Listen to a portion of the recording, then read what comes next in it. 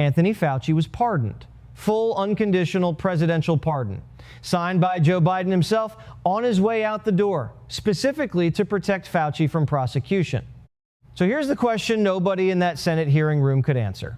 If you're pardoned, if you legally cannot be charged, why would you sit in front of the United States Senate and plead the Fifth Amendment more than 100 times? And why, days later, would the director of the FBI go on Joe Rogan's podcast and call it a breakthrough? Stick around, because this story just took a turn nobody was expecting. If you were alive during 2020, you know the name Anthony Fauci.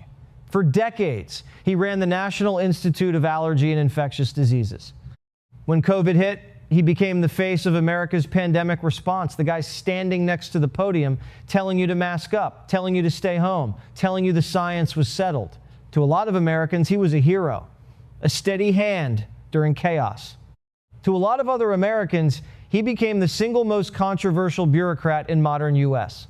History accused of flip-flopping on masks, downplaying the lab leak theory, and steering hundreds of millions of dollars in research funding while conveniently avoiding accountability.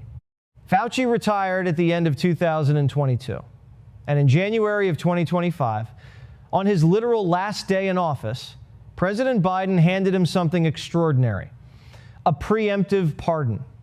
Not for anything specific, for basically anything Fauci might have done between 2014 and 2025. That's the broadest kind of legal shield the American president can offer. Here's why that detail matters more than almost anything else in this story. A pardon means you cannot be prosecuted, full stop, which means, legally speaking, Fauci has no reason left to fear self-incrimination. So when he sat down in front of the Senate this week and repeatedly refused to answer questions by invoking the Fifth Amendment, people started asking the obvious question. If you can't be charged, what exactly are you protecting? Let's set the scene, because this hearing was genuinely one of the most tense moments on Capitol Hill this year. The Senate Homeland Security and Governmental Affairs Committee, chaired by Kentucky Senator Rand Paul, called Fauci in to testify about the origins of COVID-19 and the government's pandemic response. This isn't new. Paul and Fauci have been at war for years. But this hearing had extra fuel behind it. In the days leading up to the hearing, Paul released more than 1,100 pages of what he says are Fauci's private diary entries pulled from a government server after what Senator Kennedy described as an 8-month internal search at Health and Human Services. Paul claims these diary entries prove Fauci wasn't honest with the public about what he knew and when he knew it. Fauci called the timing of the release aimed at embarrassing and intimidating me. Then the hearing started, and things got heated fast. Senator Josh Hawley of Missouri accused Fauci of something that had nothing to do with COVID science at all, he alleged. Fauci directed his own staff to chase down cash prize awards on his behalf, worth more than $1 million combined. Hawley didn't hold back. You turned your staff into a full-time application machine. Think about that phrase for a second. Not he took an award, not he was recognized for his work. An application machine staff on the taxpayer clock, allegedly filling out award applications so their boss could collect prize money. Fauci denied all of it. But here's the thing on question after question. Instead of denying, instead of explaining, instead of defending himself with facts, he pled the Fifth over and over and over, more than 100 times by the end of the hearing. At one point, according to people in the room, Republican senators started testing the limits of it, asking him increasingly mundane questions just to see if he'd invoke the Fifth on those two. Reports say there was actual laughter in the chamber. Fauci, for his part, sat there grim, unsmiling, barely making eye contact with the senators questioning him. Now, to be fair, and I want to be fair here, Democrats on the committee pushed back hard on the entire premise of the hearing. New Jersey Senator Andy Kim argued that this entire spectacle is creating what he called a chilling effect on public health work in America, that hauling scientists in front of cameras to be humiliated discourages good, people from ever wanting to work in government again. Fauci himself has called the years-long campaign against him preposterous and has said the harassment campaign around him has led to actual threats against his life and his family. So you've got two completely different stories being told about the same 100+ refusals to answer. One side says, this is a guilty man hiding behind a legal technicality. The other side says, this is a hunted man being paraded for political theater. Either way, the optics were brutal for Fauci, and the fallout started almost immediately. Within hours of that hearing wrapping up, Florida Attorney General James Uthmeier announced his office is opening its own independent investigation into Fauci. Not a Senate hearing this time, an actual state-level legal investigation. Uthmeier didn't mince words. He posted, Fauci's lack of candor to Congress is unbelievable. My office is launching an investigation into Dr. Fauci. It's past time we get the truth of what happened during COVID. And Florida Governor Ron DeSantis went even further publicly, floating the idea that Fauci could still face prosecution, pardon or no pardon.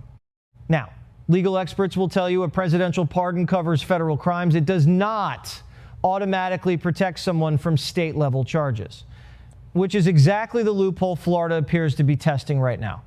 Meanwhile, back in Washington, Rand Paul closed out the hearing with a promise. Next week, his committee will vote on whether to hold Fauci in contempt of Congress. His argument is simple. Paul says the pardon eliminates any legitimate reason for Fauci to invoke the Fifth Amendment in the first place, which means his refusal to answer isn't a legal protection, it's obstruction. So as of right now, Fauci is facing pressure on 3 separate fronts simultaneously. A federal contempt vote, a new state investigation in Florida, and this is where it gets really interesting. An active FBI inquiry that just took a dramatic new turn. This is the part of the story that's exploding online right now. FBI Director Kash Patel sat down for an interview with Joe Rogan, released Friday on the Joe Rogan Experience, and dropped what he called a breakthrough in the Bureau's ongoing investigation into Fauci and the Braxian. Origins of COVID. 1-9. Here's what Patel actually said, word for word.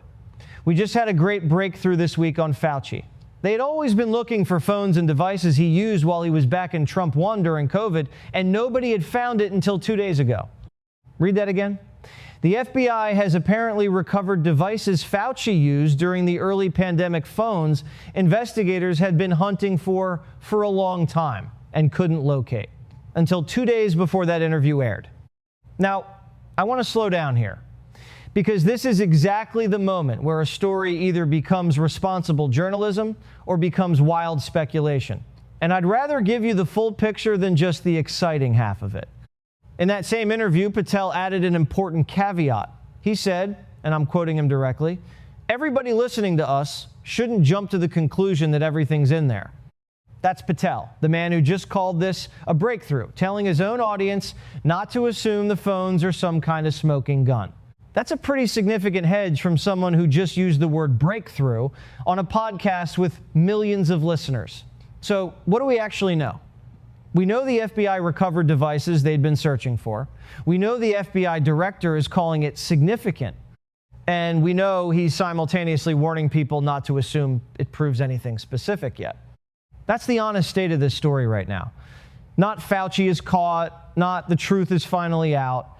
What we actually have is new evidence exists, investigators are examining it, and the person announcing it is telling you to pump the brakes on your imagination.